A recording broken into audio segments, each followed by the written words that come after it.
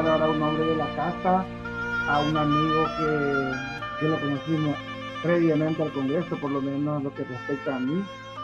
Lo conocí antes en otras tertulias y me estoy refiriendo a este investigador amigo nuestro, don Robert Jackson, a quien quiero dejar esta oportunidad también para que comparta una de sus tantas cualidades que es el fruto de su investigación.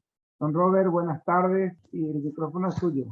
Sí, gracias. Buenas tardes a todos. Voy a abrir mi PowerPoint.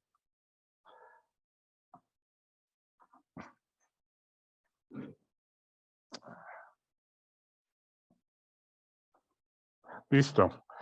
Bueno, voy a hablar hoy sobre cartografía, que es un tema que me interesa bastante, pero otro aspecto de la cartografía, porque uno de los temas que he estado estudiando es el conflicto en el Río de la Plata en el siglo XVIII y a principios del siglo XIX. Y en particular, el conflicto después del Tratado de Madrid de 1750 y el Tratado de San Ildefonso. Y tras esos dos tratados, el gobierno de España y de Portugal organizó una comisión binacional para la demarcación. Tengo que cerrar totalmente todo. Ok, voy a seguir. Perdón, Robert, ya sí, continúe. Sí, gracias. Bueno, Comisión Binacional Español-Portugués para la demarcación de las fronteras entre los dos países en Sudamérica. Y fue dos momentos en esas dos comisiones que intervinieron cartógrafos y ingenieros profesionales para hacer no solamente mapas de la región del Río de la Plata, sino también planos profesionales de las misiones jesuíticas.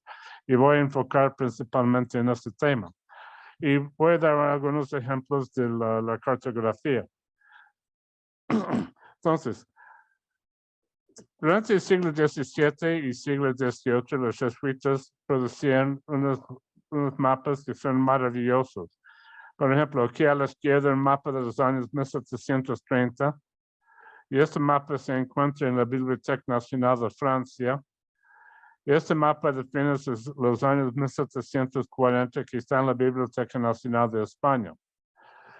Y por mayor parte de este tiempo no hubo, digamos, cartógrafos profesionales españoles militares. Hubo unos cuantos, pero fue precisamente con esas dos comisiones que llegaron a esa región otros cartógrafos.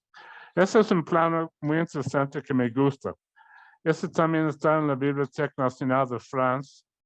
Es un plano que muestra los sitios de las misiones jesuíticas en Tapey antes de la intervención de los banderanches y los lugares que ocuparon a la otra banda del río Uruguay.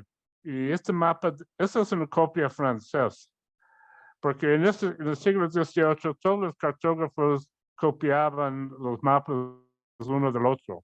Entonces podemos ver como una línea de ascendencia de los mapas que están publicados. Este mapa data de los años 1720 a 40, porque aquí está el sitio de Santos Cosme y Damián. Ese es el sitio que ocupó la misión entre 1720 y 40, antes de su traslado al otro lado del río Paraná. Y en parte de esto es la incursión de los banderantes en el siglo XVII. Irónicamente, los colonos portugueses en Brasil antes de 1640 tenían el mismo rey que los españoles y los jesuitas, el rey Habsburgo. Ese es un plano de Suárez, Buenaventura Suárez, de los sitios de las misiones en Tapey antes de las incursiones de los banderanches y la ubicación de las misiones, los 7 pueblos orientales que está ubicado al este del río Uruguay. Otro aspecto es la participación de la milicia nacional en esos conflictos. En la mañana Mercedes comentó sobre en los años 1730 y también en 1720 la participación de la milicia en el conflicto con los colonos en Asunción, con la rebelión de los comuneros. Participaron grandemente en los sitios del Colonia del Sacramento, que fue obviamente un puesto portugués establecido en lo que hoy en día es Uruguay. Hubo 4 intervenciones, 1680, que fue exitoso, 1704 a 5, exitoso, 35 a 36, que falló, y finalmente 61-63. En el año 1777, el general Ceballos, con una expedición militar que vino directamente de España, ocupó la colonia del Sacramento y le dejó así, hundió, por ejemplo, barcos en la puerta para que no se pudieran usar en el futuro. Aquí está el plano portugués de colonia del Sacramento antes de la conquista española. Ese es un mapa que me encanta. Es un mapa del sitio del año 35 a 36 de Colonia del Sacramento, y fue elaborado por un ingeniero militar español que estuvo en la región del Río de la Plata menos en los años 1700 hasta 1736, cuando murió. Aquí se puede ver Colonia, aquí están las fuerzas españolas y aquí está la milicia guaraní, que estaba, digamos, en el sitio más expuesto en la campaña. Ese es el plano español del Colonia del Sacramento durante la ocupación, y la milicia nacional tuvo un papel muy importante en esta campaña. Después del tratado que terminó la guerra, España regresó a Colonia del Sacramento a los portugueses, pero en el momento de elaborarse, esto fue elaborado también por un ingeniero militar. No sabían si iban a quedar con el puesto o regresar a los portugueses, y el ingeniero que hizo el plano también hizo recomendaciones como mejorar sus defensas. Y ese es un plano del Colonia de Sacramento 1777 con su ocupación definitiva por los españoles. Hubo otro conflicto. Ese es un plano muy interesante. Es un mapa más o menos 1707 de nuevas vaquerías hacia el mar, y contiene diferentes detalles. Por ejemplo, acá abajo está la misión de San Miguel, luego los caminos, los puestos, porque en parte del digamos, el desarrollo de la economía misional jesuítica hubo estancias, puestos, el tipo de cosas que está documentando Esteban Snewer en sus presentaciones, que son muy interesantes. Y luego acá abajo la nueva vaquería, es donde había mucho ganado federal, y que las misiones e incluso los portugueses de Colonia del Sacramento tomaban animales de estas manadas.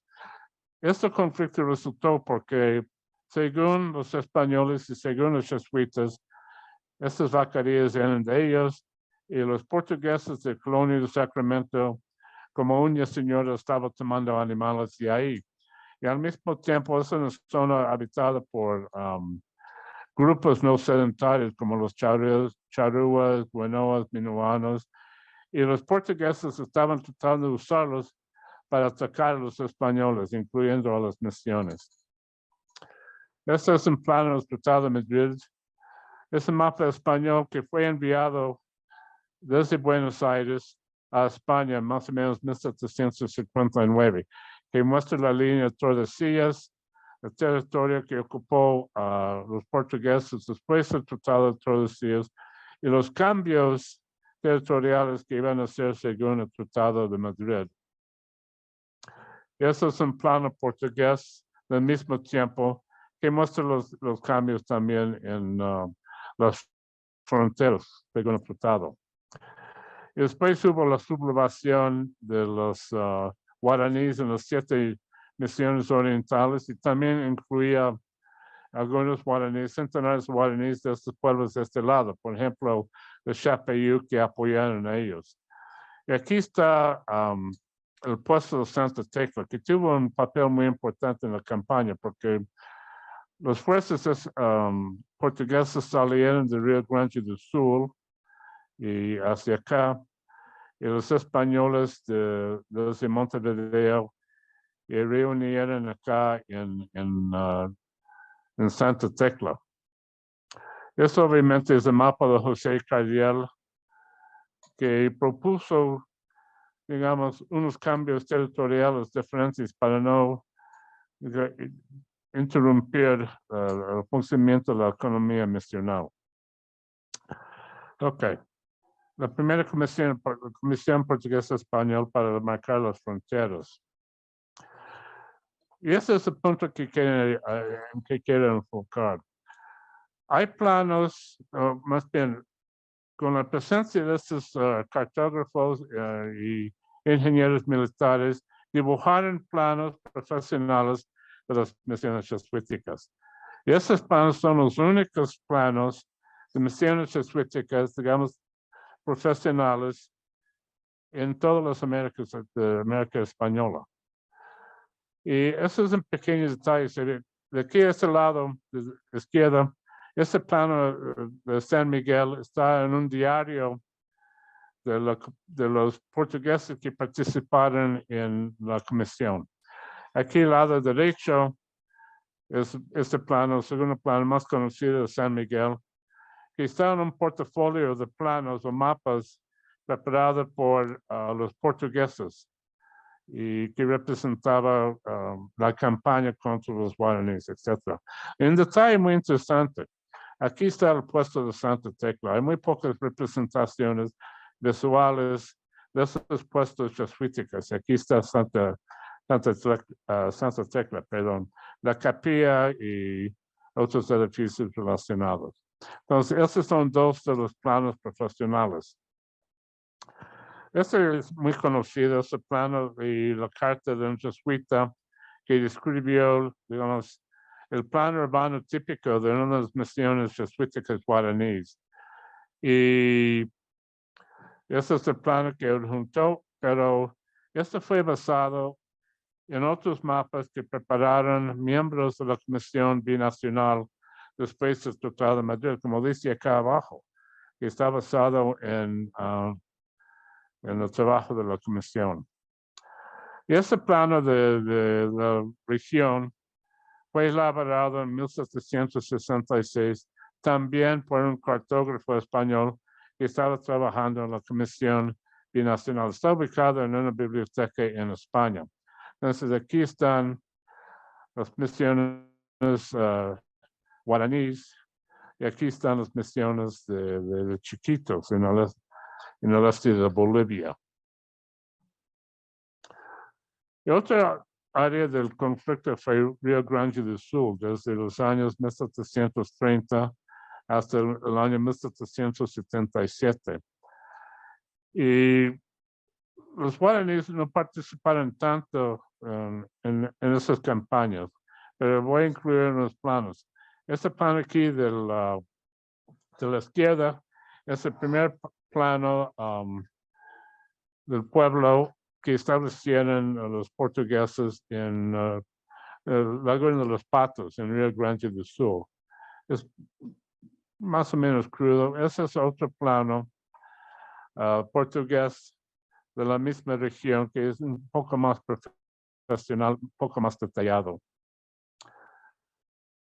Y esos son planos. Este plano acá de la izquierda está en la Biblioteca del Congreso de los Estados Unidos y tiene una colección de planos de la segunda comisión de demarcación después del Tratado de San Ildefonso. Este plano es más o menos 1777 y muestra la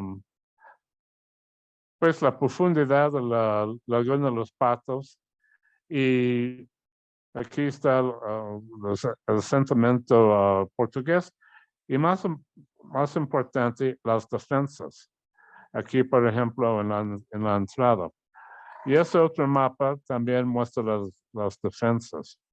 Porque después de la guerra de los 7 años, que fue un conflicto mundial, la corona española decidió dedicar más recursos militares a la región del Río de la Plata. Entonces, como yo mencioné, la campaña de Ceballos en 1776 y 77 para expulsar a los portugueses de las regiones, de los territorios que España creía que perteneció a ellos. Se incluía Colonia de Sacramento y también Río Grande do Sul. Ese es otro plano. Hubo en los últimos meses de la guerra de 7 años, en 1762, Ceballos conquistó el Río Grande do Sul y ocupó la región de Laguna de los Patos. Y después, cuando ya habían establecido la paz, siguió una guerra entre los españoles y portugueses. Entonces, en el año 66, los portugueses de repente atacaron las posesiones españolas en la área de Laguna de los Patos. Y este mapa muestra sus avances, pero la presencia militar de los españoles. Es otro plano de la región de Laguna de los Patos, el pueblo de San Pedro, y aquí está llegando una flotilla portuguesa que atacó y finalmente expulsó a los españoles del Río Grande do Sul. Y lanzaron un ataque así en tiempo de paz. En tiempo de paz, lanzaron ese ataque de sorpresa y ocuparon toda la zona de Laguna de los Patos. Esos son otros de los planos. Esos mapas son una maravilla. Y eso muestra los últimos pasos en la reocupación de San Pedro y la reconquista de Laguna de los Patos. Y aquí más detalle. Este mapa está en el mismo portafolio con el mapa de San Miguel que mostré anteriormente. Ahora el Tratado de San Ildefonso y la segunda comisión portuguesa español. Y un miembro de esta comisión fue José María Cabrera, y voy a hablar un poco de él. Esos son 4 de los planos que él elaboró de las misiones jesuíticas, porque este obviamente fue después de la expulsión de los jesuitas en 1767-68. Esa es Candelaria, San Nicolás, San Luis y San Lorenzo. Este plano es muy interesante, y todos son interesantes porque muestran un proceso del abandono y ruina de edificios que formaron parte de los conjuntos jesuitas. Y es una tendencia que se puede ver en todos los planos que elaboraron después de la expulsión. Aquí en este plano de Candelaria anotó Cabrera que, por ejemplo, dice huecos, espacios que fueron ocupados por edificios, principalmente estas habitaciones de los guaraníes que vivían en la misión. Igual aquí, se puede ver en todos los planos una reducción en el número de los edificios que ocupaban los guaraníes como habitaciones. ¿Por qué? Por falta de mantenimiento, principalmente. Y porque abajo de la administración civil, los administradores civiles tenían su propia agenda, que era producir ganancias para pagar sus propios sueldos y para pagar el tributo para los indígenas.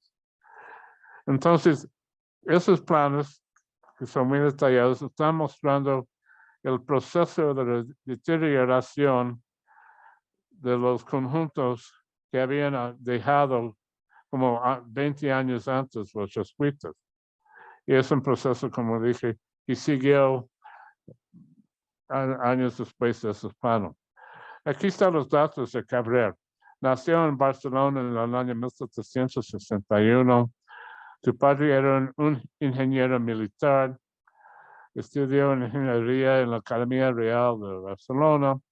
Llegó a Buenos Aires el 1 de enero de 1781 y se incorporó en la Comisión de Demarcación Español-Portugués después del tratado. Y trabajó como cartógrafo en la región del Río de la Plata durante el resto de su vida. Y murió en Buenos Aires el 10 de noviembre de 1836. Jamás regresó a España. Entonces, él también elaboró otros mapas. Esos dos mapas, este de la banda oriental o Uruguay, y este de lo que hoy en día es Paraguay, esos son planos de José María Cabrera en su corpus de cartografía. Bueno, ya estaban expulsados los jesuitas, ya estaban en la administración civil, las exmisiones. Y esos son dos planos elaborados por los miembros de la comisión en los años 1780. Y ambos están en la biblioteca del Congreso de los Estados Unidos, en su mapa de geografía, en su división de mapas de geografía. Aquí al lado izquierdo muestra el territorio al este del río Uruguay. Y aquí abajo, las 7 misiones, bueno, 6, porque no se ve aquí San Francisco de Borja. 6 de las misiones orientales y además los puestos. Los puestos y las estancias. Y este plano de acá es muy interesante. Muestra el territorio más al este, pero acá está identificado los rivales de las misiones orientales. Por ejemplo, los rivales de la misión de San Juan Bautista. Entonces, esto fue un producto de la segunda comisión y muestra detalles, digamos, del sistema sociopolítico, económica y jesuítica en la región del Río de la Plata. Esos son dos otros mapas, igual en la Biblioteca del Congreso de los Estados Unidos y que fueron elaborados por la Segunda Comisión de Demarcación, que muestra el territorio un poco más al norte de la región de las Misiones, pero con detalle increíble, y su trabajo fue de poner los marcadores de las fronteras. Y este último mapa también está en la Biblioteca del Congreso. Y aquí está la Laguna de los Patos, aquí está el lago Merín y todo el territorio entre la costa y el interior. Eso fue elaborado también por la Segunda Comisión de Demarcación.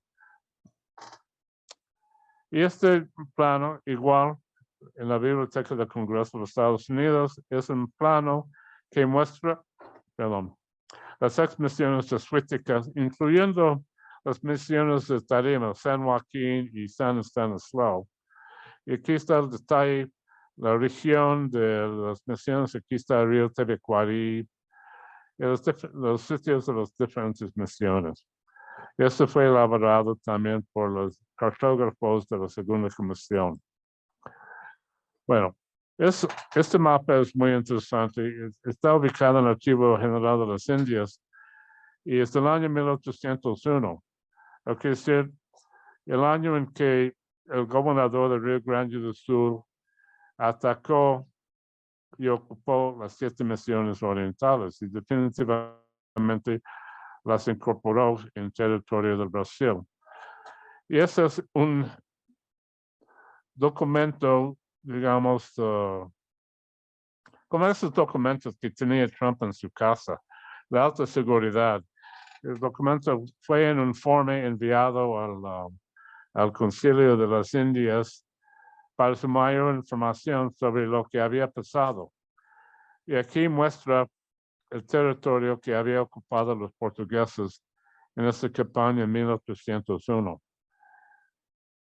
Y hay una línea azul que marca lo que quedó con España y que el territorio que ocupó los portugueses. Y con eso termino. Y muchas gracias por su atención. Aquí está saliendo el sol en Veracruz, acá en México. Muchas gracias.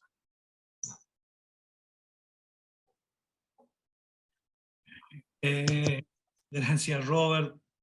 Es un placer, como siempre, escucharlo.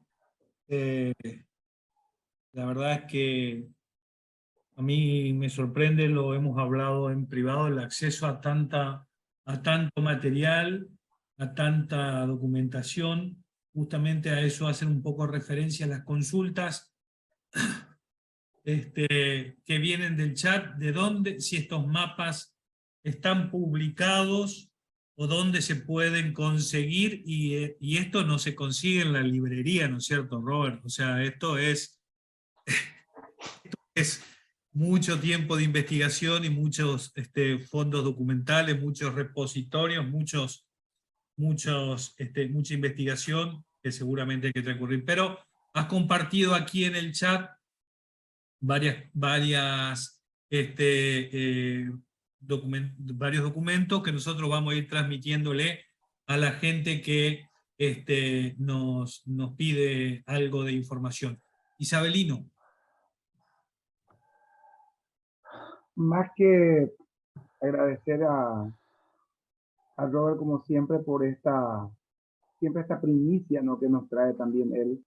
No es la primera vez que ya nos acostumbró a esta cuantificación documental que tiene acceso, y también la cualidad, porque vino interviniendo desde la primera hora con documentos a lo largo de las diferentes exposiciones, que eso también ayuda, y lo estamos haciendo vía chat aquí con la gente. Es decir, hay una riqueza y agradecemos esto, más allá de todo, la particularidad de cómo nos comunicas, Roberto, esto, porque eso ayuda mucho, la sencillez con que nos comunicas. Y bueno, te animamos a que sigas, y vamos a intentar, cuando seamos grandes, parecernos a vos. Sí, gracias.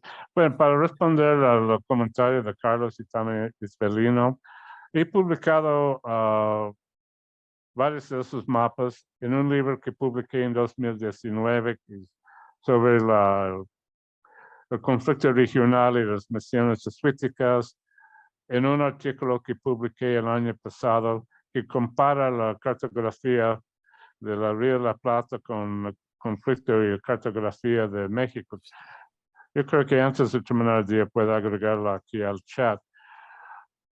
Es como estaba comentando en la mañana sobre las fuentes jesuíticas, y con la nueva tecnología que nosotros los viejos también deberíamos estar manejando más. Esos mapas están digitalizados y disponibles en los sitios web de los diferentes archivos. Por ejemplo, esos mapas que mostré al final de la región, que fueron elaborados por la Segunda Comisión, están en la Biblioteca del Congreso, en su división de geografía y mapas. Están digitalizados y ahí se puede consultar y bajar copias de alta resolución. Otros mapas, por ejemplo, el plano de Colonia de Sacramento del año 62, y otros planos que mostré vienen de la Biblioteca Nacional de Francia. Es como el proceso de una señora que está tomando mapas donde se puede conseguirlos. Y muchos mapas llegaron a esta Biblioteca Nacional, que son obviamente de origen español, de una forma u otra. Es como la colección de Angelis, que era un italiano que estaba en Buenos Aires, como una señora llevó documentos a Río de Janeiro, y hoy en día están en la Biblioteca Nacional del Brasil. Los planos de San Miguel, por ejemplo, están en la Biblioteca Nacional de Brasil, igual que el plano de la Vaquería Nueva. Es solamente hay que buscar, por ejemplo, el plano de San Miguel, que está a colores, está dentro de un portafolio de mapas de los portugueses, de la campaña contra los guaraníes y del trabajo de la Comisión Binacional. Otro mapa que está en blanco y negro, y según la regional está a colores, está en un diario de los participantes portugueses en la primera comisión. después del Tratado de Madrid. Entonces, es solamente, el último mapa del 1801 está en el Archivo General de las Indias. Y también hay mapas interesantes en este archivo de la región del Río de la Plata. Por ejemplo, el mapa de la campaña, el sitio de la colonia de Sacramento viene del Archivo General de las Indias. Y el mismo ingeniero militar que elaboró este mapa también hizo un mapa, varios mapas años antes de Buenos Aires y la ciudadela en Buenos Aires, porque es de las defensas en Buenos Aires. Entonces, es solamente, toma tiempo y hay que aprender la idiosincrasia de cada uno de los archivos, a ver cómo encontrar los documentos. Pero con la pandemia he tenido mucho tiempo, he malgastado mucho tiempo en el internet buscando esos mapas. Y hay muchos más mapas que no he mostrado aquí. El otro punto, enfaticé que la importancia de esos planos, porque son planos profesionales de las misiones jesuíticas. Y existen planos de algunos de los colegios urbanos. Juan Antonio Sierra y yo estamos trabajando en un proyecto que está enfocado más en los colegios urbanos. Y en la Biblioteca Nacional de Francia hay una colección muy grande de planos jesuitas, de colegios, noviciados, etc. La mayoría de estos planos son de instituciones en Europa, pero hay unos cuantos de los colegios en América Española. Por ejemplo, un colegio en la ciudad de Puebla de Los Ángeles, en México, de San Miguel en Santiago de Chile, varios de Perú, uno de La Plata, el colegio en La Plata en Bolivia. Y después de la expulsión, y esa es otra parte de la historia muy interesante, la Junta de Temporalidades tenía responsabilidad para administrar todas las propiedades que eran de los jesuitas que fueron confiscadas por la corona. Y existen planos, algunos de los colegios que fueron elaborados por las juntas de temporalidades unos años después de la expulsión.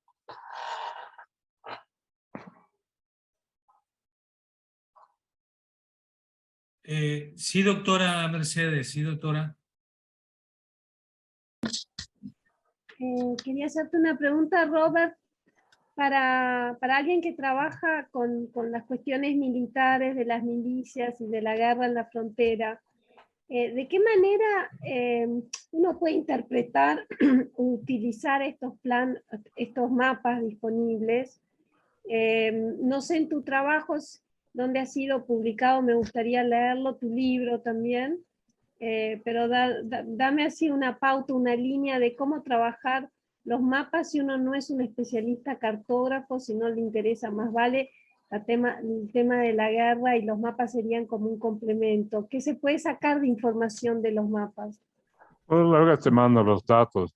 Gabriel también elaboró varios planos, por ejemplo, la fortaleza de Santa Teresa, que está ubicado en Uruguay, hizo también un plano de la fortaleza de San Miguel, que fueron construidos por los portugueses, ocupadas por los españoles, reconquistados por los portugueses, bla, bla, bla, bla. Es poder ligar los mapas con la narrativa del conflicto y otra cosa que yo creo que es muy importante para los historiadores y otros investigadores es tener un sentido del lugar. Que podemos escribir sobre estos lugares, pero si no hay imágenes, fotos y de las ruinas o mapas históricos, no podemos tener el sentido y entender. Yo estaba hablando con Carlos hace varios días sobre la parte, digamos, casi invisible del sistema jesuita, que es algo que está estudiando Esteban, que son los puestos y estancias.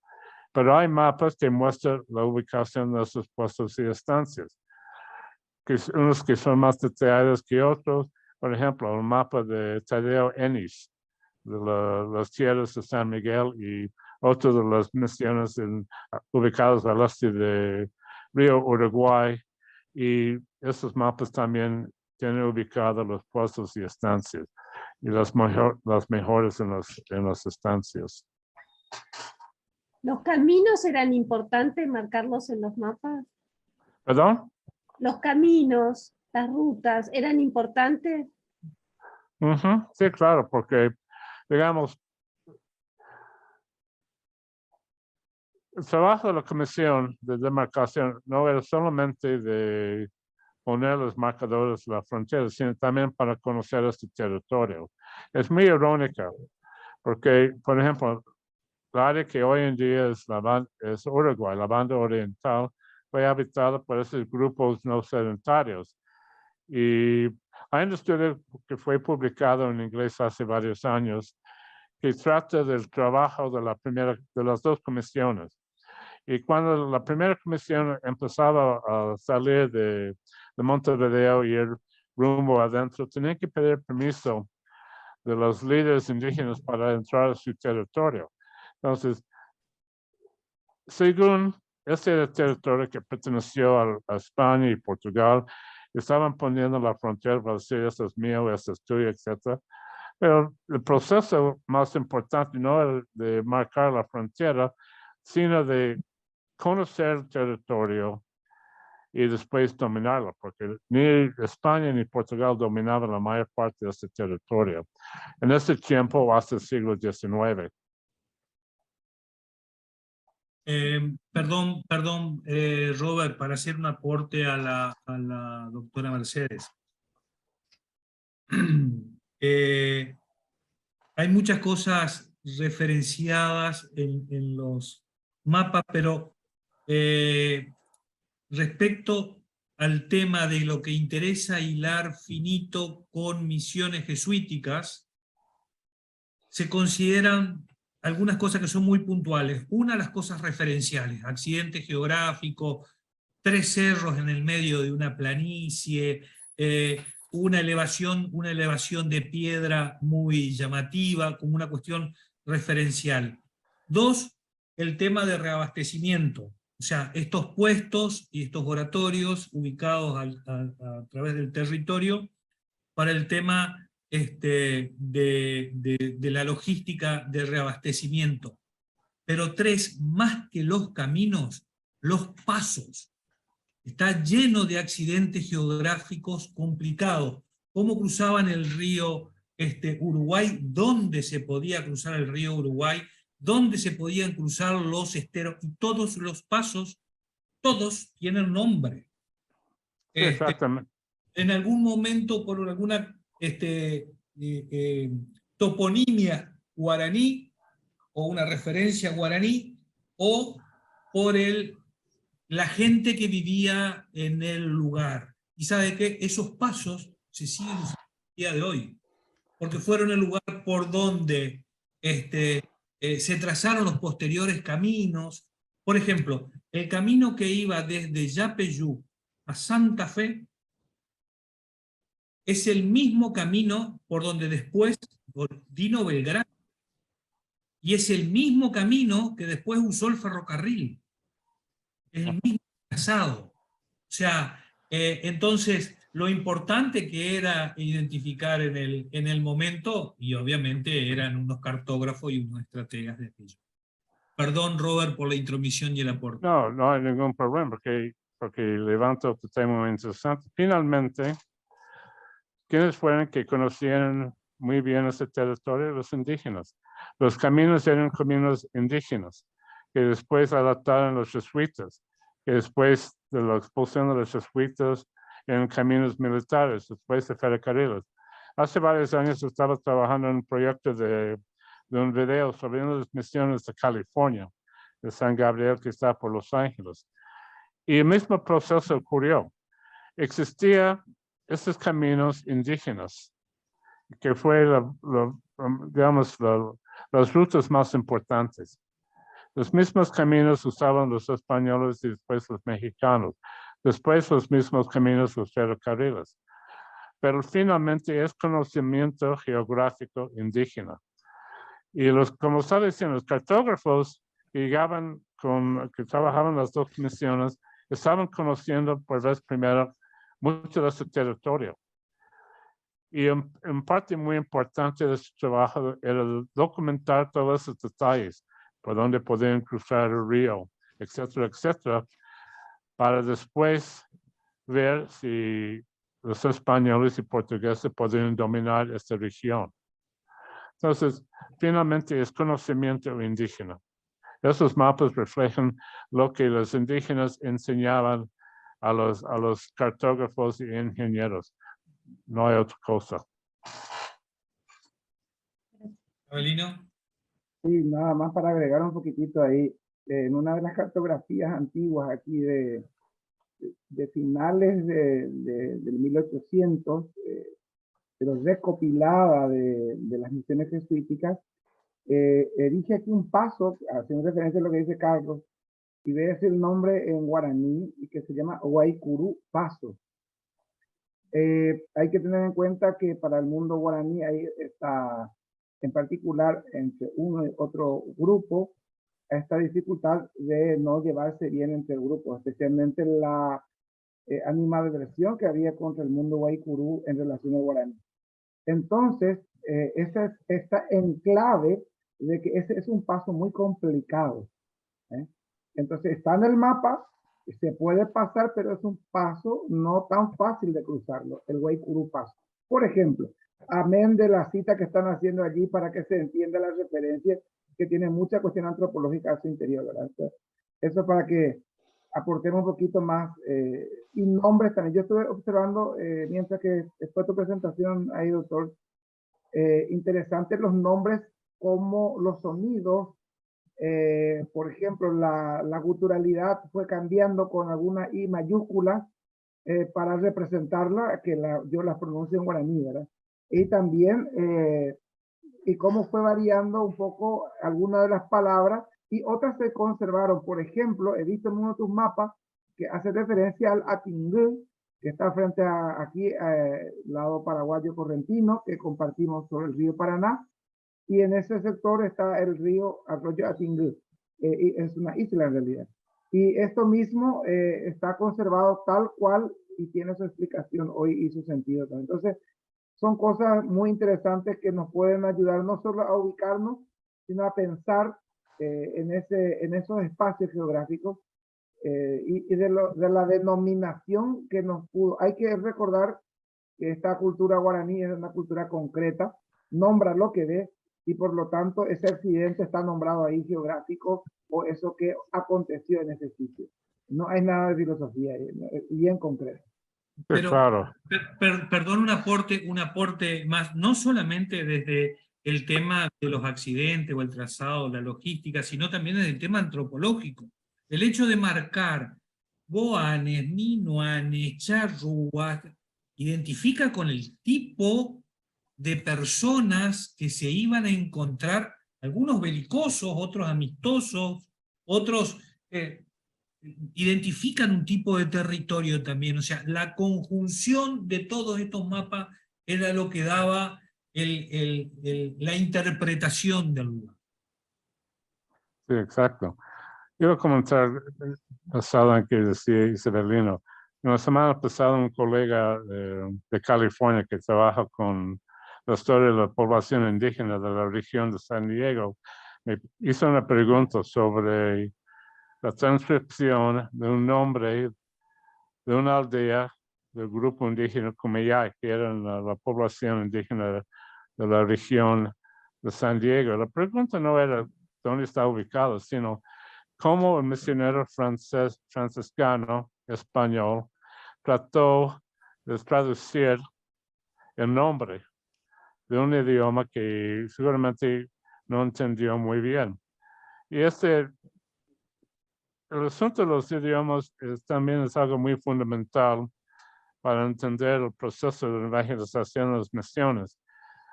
Publiqué hace tiempo un caso que viene del norte de México en el siglo XVI, de una misión que establecieron agustinos entre los grupos no sanitarios que se llamaban colectivamente chichimecas.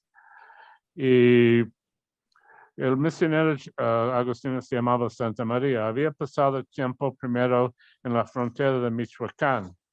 y después fue trasladado hacia lo que hoy en día es Guanajuato, un pueblo que se llama San Felipe. Y él explicó en un informe que fue para los oficiales agustinos, también para la corona, la forma de comunicar. Entonces, él había aprendido purépecha, que es el idioma indígena de Michoacán.